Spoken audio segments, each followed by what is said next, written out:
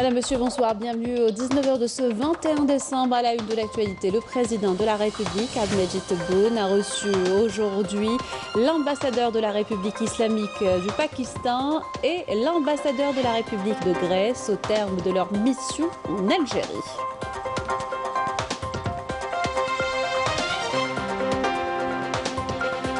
Le général de corps d'armée Saïd Chengrihal, chef d'état-major de l'ANP, a présidé l'ouverture des travaux du séminaire intitulé « Les campagnes médiatiques hostiles et la stratégie de riposte ».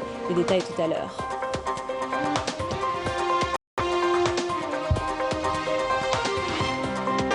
Le Conseil national des droits de l'homme fait son bilan. Son président, Bouzid Lazahari, a mis en avant les acquis de l'Algérie et les efforts fournis en matière des droits de l'homme.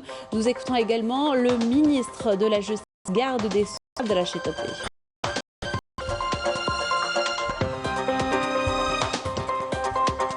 Ouverture ce matin de la deuxième édition du Salon national de l'innovation dans la formation professionnelle. L'événement aspire à impliquer le secteur de manière plus efficace dans la relance économique. Bienvenue à tous, heureuse de vous retrouver. Je vous le disais en titre, le président de la République, Abdelmadjid Tebboune, a reçu aujourd'hui l'ambassadeur de la République islamique du Pakistan, Ataoul Munaim Shahid, qui lui a rendu une visite d'adieu au terme de sa mission en Algérie.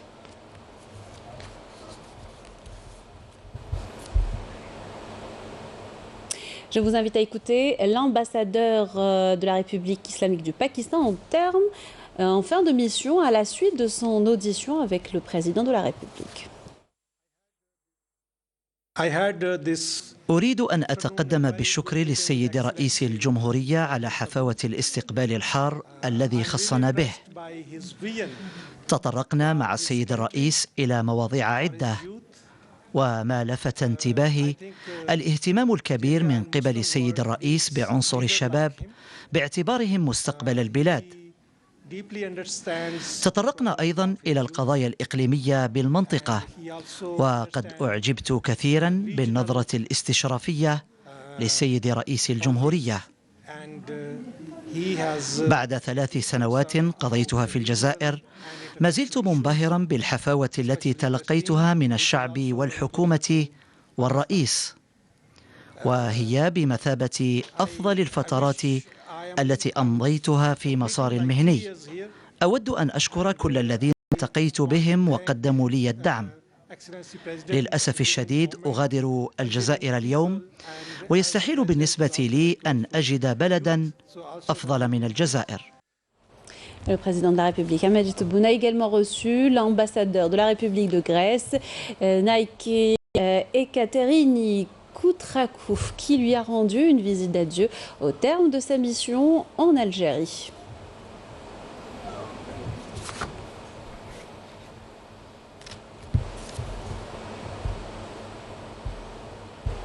Je vous invite à écouter Madame l'ambassadeur en fin de mission à la suite de son audience avec le président de la République. Permettez-moi de vous dire que je fais ma visite d'adieu à Monsieur le Président, que je félicitais pour ces 2 ans déjà depuis son investiture. Et on a parlé de nos relations qui sont excellentes, mais qu'on peut toujours améliorer. Et j'espère que nos relations dans tous les domaines continueront à être au plus haut niveau. J'espère que Monsieur le Président va se rendre aussi en Grèce et qu'on aura des échanges vraiment de très haut niveau. Je vous en remercie. Et les 2 audiences se sont déroulées en présence du directeur de cabinet à la présidence de la République, Abdelaziz Khelef. Nous n'en parlerons jamais assez. Le retour de l'équipe nationale des A' au pays a été triomphal après avoir décroché la Coupe arabe FIFA 2021. Hormis l'accueil plus que chaleureux que leur ont accordé le public, les Verts ont été reçus avec les honneurs par le président de la République, Abdelmadjid Tebboune, au Palais du Peuple. Mouna Nawal Hamoudi revient sur ces 2 événements marquants.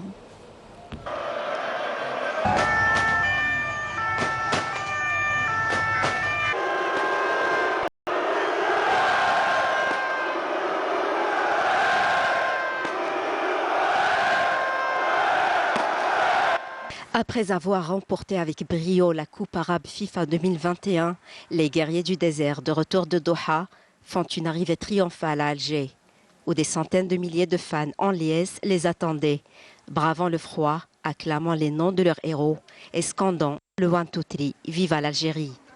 Par ce froid glacial, un accueil chaleureux triomphal et historique a été dédié à ces champions qui ont fait le bonheur de tous les Algériens.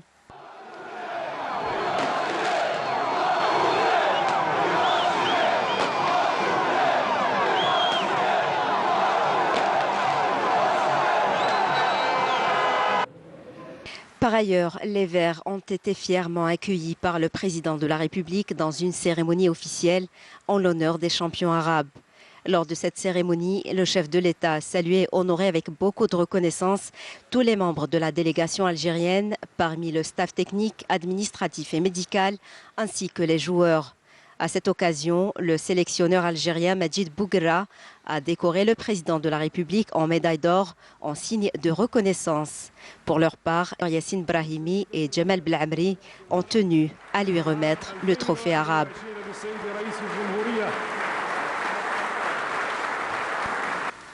Bien qu'elle soit officielle, cette cérémonie traduit l'intérêt qu'accorde l'État à la jeunesse et au sport.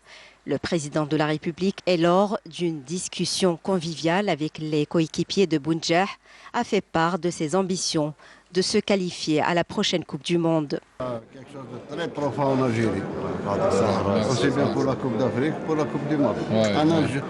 Je pense, Inch'Allah, ya Rabbi ma yakhayibnash, on passera au deuxième tour de la Coupe du Monde. Inch'Allah, le quart de finale, le Dans quelques jours, la sélection nationale aura à relever un autre défi continental, cette fois-ci avec la Coupe d'Afrique. Principal objectif, préserver le titre continental de l'équipe nationale algérienne. Dans l'actualité, le général de corps d'armée Saïd Chengriha, chef d'état-major de l'armée nationale populaire, a présidé l'ouverture des travaux du séminaire intitulé « Les campagnes médiatiques hostiles et la stratégie de riposte ». Rencontre organisée au cercle de garnison à Ain Nadja par la direction de la communication, l'information et l'orientation de l'état-major de l'ANP. L'objectif, cerner les enjeux relatifs à l'information nationale face à la recrudescence des campagnes hostiles qui ciblent la sécurité et la stabilité de notre pays. Yamina Saïch.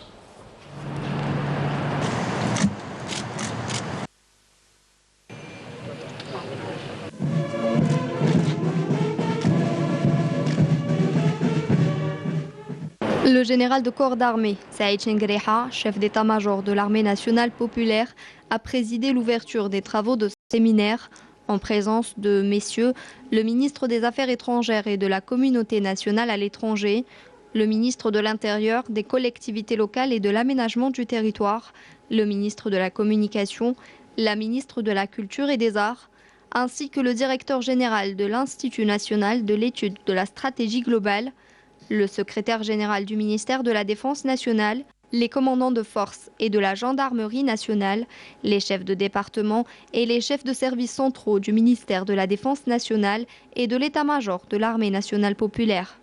Ont été également présents à ce séminaire les directeurs de quelques médias nationaux et des enseignants universitaires. À l'entame, le général de corps d'armée a prononcé une allocution à travers laquelle il a souligné que l'organisation de ce séminaire, dans cette période précise, revêt une connotation historique, car elle coïncide avec le mois de décembre qui ravive dans notre mémoire les manifestations du 11 décembre 1960. Un événement qui fut décisif pour la lutte libératrice du peuple algérien. الذي يأتي تنظيمه شهر ديسمبر. Ce séminaire dont l'organisation se tient en ce mois de décembre nous fait remémorer l'un des événements phares de notre glorieuse révolution de libération, en l'occurrence les manifestations du 11 décembre 1960, qui ont constitué une étape cruciale dans le combat libérateur de notre valeureux peuple.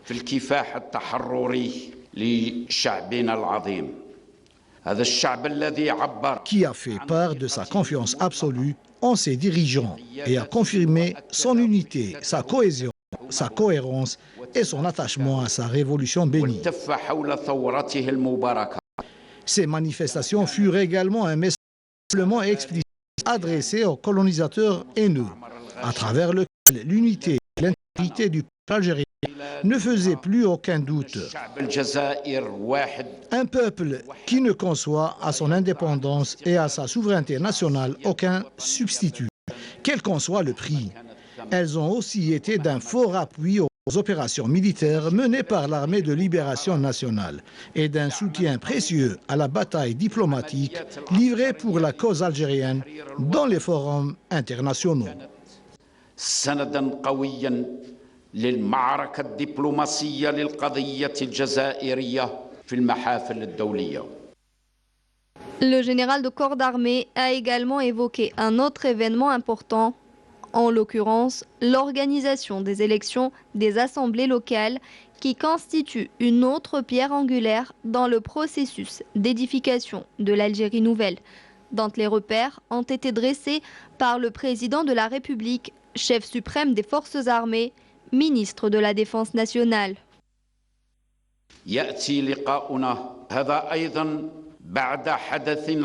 Notre rencontre intervient également après un événement important qu'a connu notre pays, à savoir l'organisation des élections des assemblées populaires communales et wilayales, qui constitue une autre pierre angulaire et une étape intrinsèque pour le progrès de notre pays et pour bâtir ses bases solides. Ceci est le fruit de l'ambition et de l'aspiration des Algériens au changement et à l'édification de l'Algérie nouvelle, dont les repères ont été dressés par le président de la République, chef suprême des forces armées, ministre de la Défense nationale.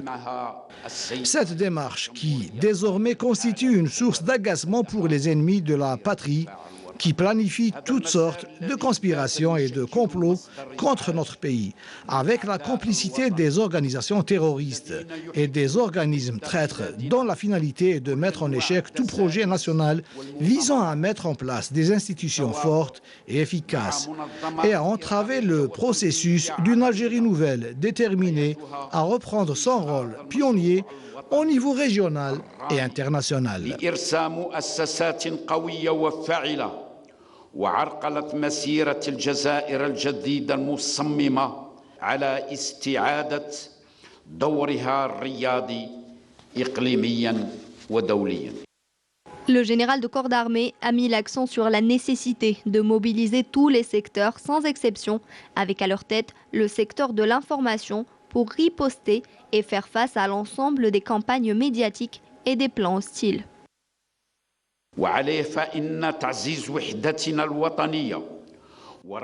À ce titre, le renforcement de notre unité nationale et le raffermissement de notre front interne, outre le maintien de la dynamique de développement dans laquelle l'Algérie nouvelle s'est inscrite, et l'atteinte des objectifs escomptés, nécessite la mobilisation de tous les secteurs de l'État, sans exception, avec à leur tête le secteur de l'information, devenu incontournable dans cette phase cruciale, afin de riposter et faire front à l'ensemble des campagnes médiatiques et au plan hostile visant la sécurité et la stabilité du pays, d'éclairer l'opinion publique nationale sur les complots et conspirations fomentés et de mobiliser toutes les franges de la société algérienne pour s'engager dans les efforts nationaux visant la concrétisation ambition populaire et à mettre l'Algérie nouvelle sur le chemin du progrès et de la prospérité.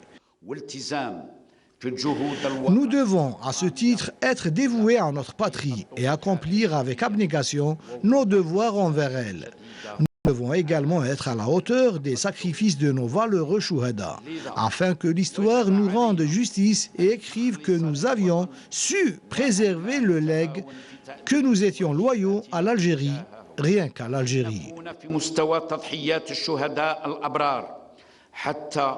ينصفنا التاريخ ويدون بأننا حافظنا على الأمانة وأخلصنا للجزائر الجزائر لا غير.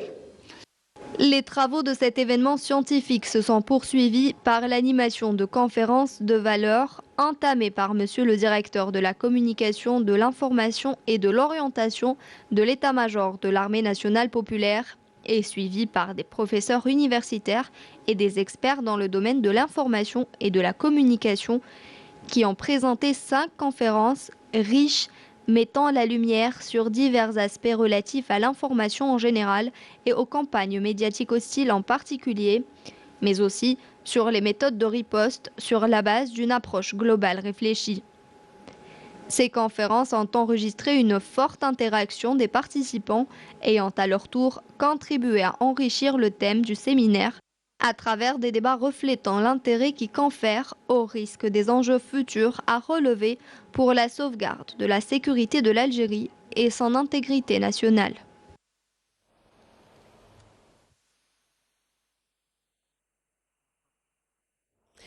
Et à l'occasion du 63e anniversaire de la Déclaration universelle des droits de l'homme, le Conseil national des droits de l'homme fait son bilan. Son président Bouzid Lazhari a mis en avant les acquis de l'Algérie et les efforts fournis en matière des droits de l'homme dans le pays. Était présent le conseiller à la présidence de la République chargé des affaires juridiques et judiciaires, Boualem Boualem, la représentante des Nations Unies en matière des droits de l'homme et le ministre de la Justice, Abdelrachid Tebbi, qui est revenu également sur ses acquis. On l'écoute. La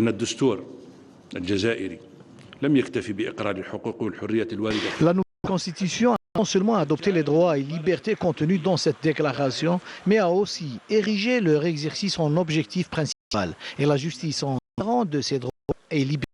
Elle a également soumis toute restriction de ces droits et libertés au contrôle de la justice, en y consacrant des dispositions dont les plus importantes concernent les libertés et les droits individuels en relation directe à la présomption d'innocence et la garantie des conditions d'un procès équitable.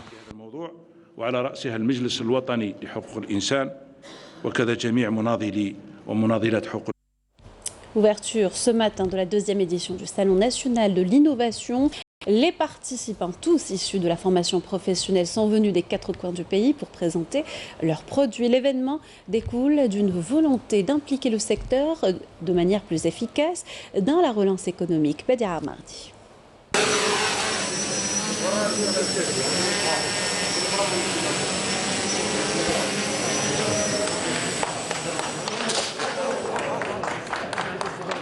Ils sont jeunes, ambitieux et talentueux. Ils sont issus du secteur de la formation et de l'enseignement professionnel. Ces jeunes sont au début de leur vie et font de l'innovation leur passion, voire même leur cheval de bataille. في مجال الطاقات المتجددة يعني التحكم عن بعد في الأنظمة الكهربائية. معناه هاد لاكيزيسيون دو دوني va faciliter beaucoup de choses. Donc عندنا هنايا لا سبيسياليتي تاعنا. Donc le contrôle bien l'acquisition par un microcontrôleur. هاد le microcontrôleur c'est l'Arduino. Donc elle va détecter les différents paramètres, la tension, le courant, la température et l'humidité à distance. Notre objectif est de participer au développement de l'économie nationale. Nous souhaitons aussi être accompagnés pour développer nos compétences.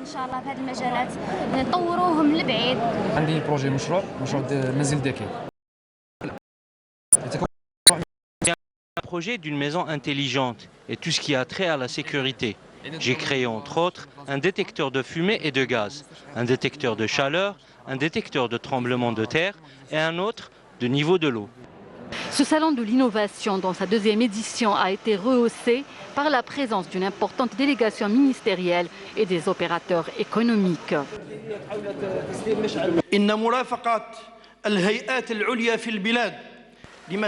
L'accompagnement des hautes autorités du pays à notre démarche pour la réforme et la modernisation du système de la formation et de l'enseignement professionnel est une preuve de l'importance accordée par l'État à notre jeunesse, cette ressource humaine qui constitue une richesse. L'ambition de ces jeunes talents est de participer à l'essor économique du pays. À travers leur présence dans cet espace, ils veulent trouver des aides et des appuis de la part de l'État et des opérateurs économiques pour concrétiser leurs idées sur le terrain. Et de l'innovation. Il en est question également au premier salon national des TIC à Constantine. Une centaine d'exposants de tous les horizons y prennent part avec une présence remarquée de l'université Mantouri. Sofiane Hamoudi. Près d'une centaine d'inventions technologiques visant à améliorer le service public, le rendement des entreprises et la vie des citoyens ont été exposées, développées par des entreprises et des start-up activant dans le domaine du digital et de l'électronique. Ces inventions apportent de nouvelles solutions en matière d'économie d'énergie, de contrôle des équipements et de réalisation. Le suivi de l'avancement des projets, outre des applications électroniques de détection de fuite de gaz. En Algérie, tout est possible. Il n'y a pas un domaine où on a commencé à travailler et on ne l'a pas réalisé. L'université de Constantine a toujours participé dans les domaines de la recherche scientifique et technologique. Plusieurs entreprises participantes ont annoncé lors de cette manifestation le lancement de plateformes numériques pour des administrations publiques et des administrations économiques et leur accompagnement dans l'organisation de manifestations via des supports technologiques. Durant cette manifestation, une convention de partenariat sera signée entre l'Algérie, la Tunisie et la Libye avec comme objectif d'aller vers une réflexion sur la façon de commercialiser les services numériques à partir de l'Algérie vers la Libye et la Tunisie. Cette manifestation connaîtra également l'organisation de concours dans le domaine de l'intelligence artificielle, du meilleur projet de numérisation des services publics ainsi que la tenue de rencontres entre hommes d'affaires et managers de start-up pour examiner les opportunités de partenariat. Zoom à présent sur la construction navale. Celle-ci a connu un essor ces dernières années avec de multiples investissements publics et privés. Pour accompagner cette dynamique, une batterie de mesures prévues prochainement, selon le ministre du secteur, pour répondre aux attentes des opérateurs rencontrés au salon de la production nationale. Sofiane Hamoudi, ou plutôt Feriel Hamdi.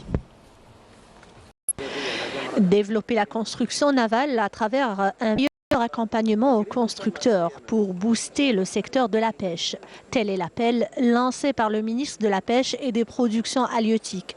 Pour ce faire, une série de mesures devraient être prises pour répondre aux attentes des opérateurs économiques activant dans ce secteur. Vous avez vu qu'il y a 2 entreprises qui sont présentes, 3 entreprises qui ont bénéficié donc de l'élargissement de l'espace de leur construction au niveau des ports. Il y a d'autres qui vont venir et qui font des grandes constructions de grands navires de pêche qui arrivent à 37 mètres. Ceci permettra de réduire la facture d'importation des navires de pêche. Pour le moment, on a construit des bateaux de 4 mètres jusqu'à 16 mètres au niveau de Wilaya de Tipaza, à Cherchel. Donc le but de cette entreprise, des bateaux plus que 20 mètres, de 20 mètres jusqu'à 40 mètres, des bateaux de chalutés, des bateaux de thoniers, des bateaux de catamaran, des bateaux de balade en mer, tout ce qui est marine. Développer le secteur de la pêche passe également par la relance de l'aquaculture. On a démarré en 2015 avec 8 cages flottantes. Maintenant, on est avec 32 cages flottantes qui permettent une production de plus de 2000 tonnes par an. Maintenant, nos objectifs, c'est d'aller encore vers un autre niveau de développement pour augmenter la production. La nouveauté cette année, c'est les poissons d'eau douce, tilapia, qu'on vient récemment de commencer la fabrication de l'alimentaire en Algérie. On est la première usine à fabriquer ce genre d'aliments et même qu'on prévoit d'augmenter notre capacité de production, Inch'Allah, avec le temps pour satisfaire le marché national. La convergence des efforts devrait permettre de relancer le secteur de la pêche et par là même réduire la facture des importations.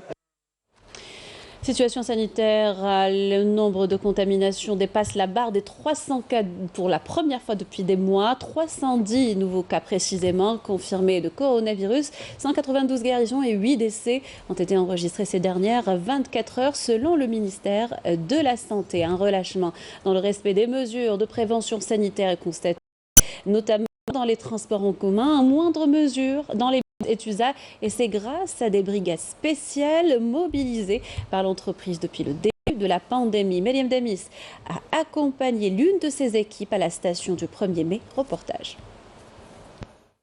Désinfecter les bus après chaque service, c'est désormais un rituel adopté par l'ITUSA. Coronavirus oblige, il n'est pas question de relâchement des mesures de prévention tant que le risque épidémiologique est toujours présent. Pendant la journée, je désinfecte le bus après chaque voyage et le soir, on effectue une autre opération de nettoyage qui est plus minutieuse.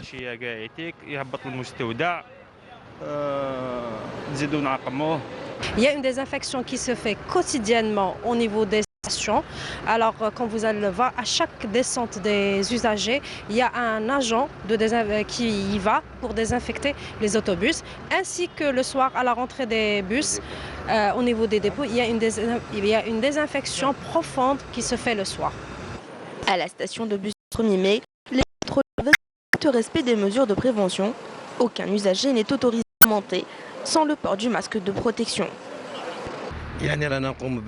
Notre mission principale est de sensibiliser les usagers des transports sur l'importance du port du masque et la distanciation physique. La majorité des Algériens sont conscients du risque de contamination, mais malheureusement, certains refusent quand même de mettre leur masque.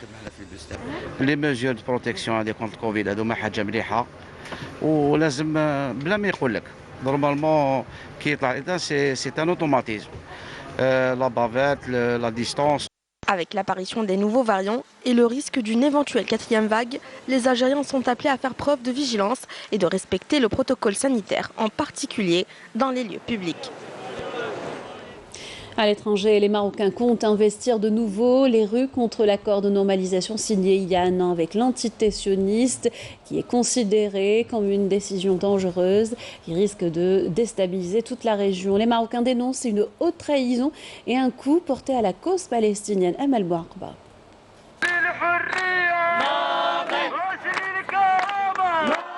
Notre bataille se poursuivra jusqu'à l'annulation des accords de normalisation et de coopération militaire et de renseignement avec l'entité sioniste. Un slogan qui illustre la grogne populaire qui a gagné plusieurs villes marocaines qui dénoncent les accords de la honte scellés il y a une année. Le peuple marocain compte d'ailleurs investir la rue demain mercredi dans plusieurs villes du royaume pour réaffirmer son rejet de l'accord de normalisation entre le régime du Marzen et l'entité sioniste. Une forte mobilisation est attendue en réponse à l'appel du Marocain de soutien à la Palestine et contre la normalisation qui s'était prononcé en faveur d'une journée nationale contre la normalisation dans plusieurs villes et régions du royaume. Le Front marocain considère que le premier anniversaire de l'accord tripartite entre les États-Unis, le Maroc et l'entité sioniste intervient dans un contexte marqué par l'escalade de la tyrannie sioniste et un dangereux tsunami de normalisation. Le Front marocain contre la normalisation et pour le soutien de la Palestine organise le 22 décembre que nous appelons ici au sein du Front marocain la journée nationale contre la normalisation. Ça va être le premier anniversaire de la signature des accords avec l'entité sioniste, des accords qui sont refusés par le peuple marocain. Nous voulons le dire haut et fort et dans toutes les régions, dans toutes les villes du Maroc, le 22 décembre, nous appelons toutes les villes du Maroc à sortir, à se mobiliser pour organiser des manifestations contre cette normalisation. D'une part, pour montrer que notre peuple, le peuple marocain, refuse cette normalisation et demande qu'elle soit refusée, qu'elle soit rejetée, d'une part, et pour montrer que le peuple marocain continue à être mobilisé avec le peuple palestinien pour sa lutte contre le sionisme, sa lutte pour l'édification de son État libre, indépendant et démocratique sur tout le territoire palestinien avec Jérusalem al-Quds comme capitale. Je viens ici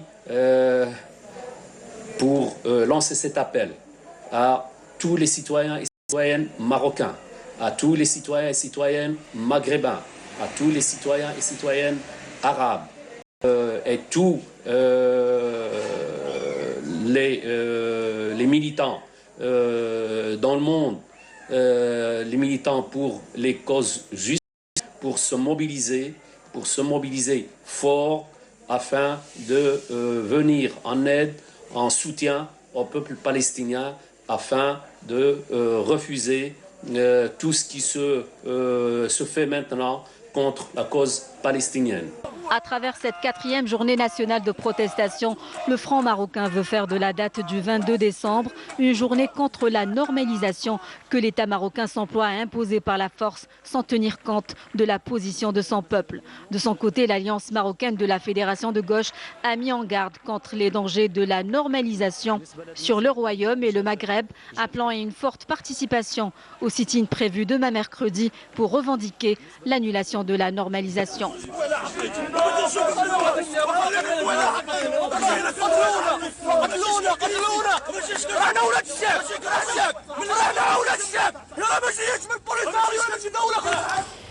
Je vous invite à présent à une halte dans la vieille ville de Tlemcen, surnommée à juste titre la perle du Maghreb. Son cœur, Dar Ben Hadj, est associé à une légende que Samira Hadjammar va nous raconter. On dit que les rois allaient à sa conquête avec joie et que restait inconsolable celui d'entre eux qui ne pouvait s'en emparer. Tlemcen, ville d'histoire, d'art et de remparts infranchissables.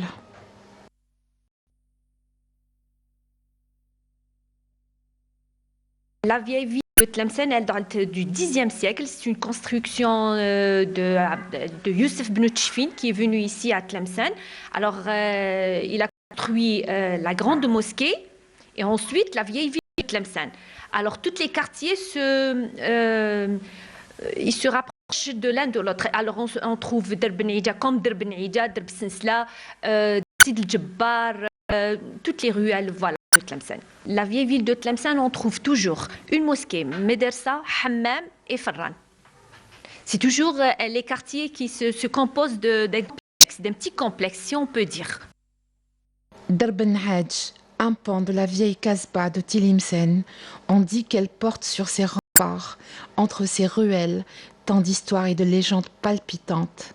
Dar Ben Aïda, c'est كان يقول لك كان يخرج فيه نعجة في الليل وكانت تتنقز من ruelle ruelle. Alors c'est pour cela il a dû l'appellation de Dar Ben Aïda. Personne ne tombe dans ses bras par hasard. Je cherchais une belle maison, pas très chère, en plein centre-ville. J'avais beaucoup d'occasions, soit le Medrès, soit Sidi Doul, soit Bab el Hadid. Et quand j'ai rentré, la maison m'a plu.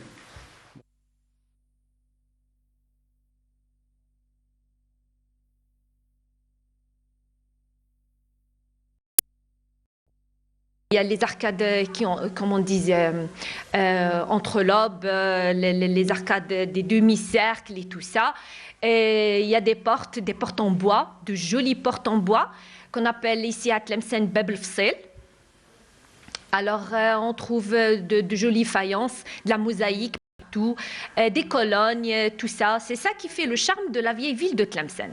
Dar Ben Aïda, cœur vaillant de Tlemcen, surnommé à raison forte la perle du Maghreb.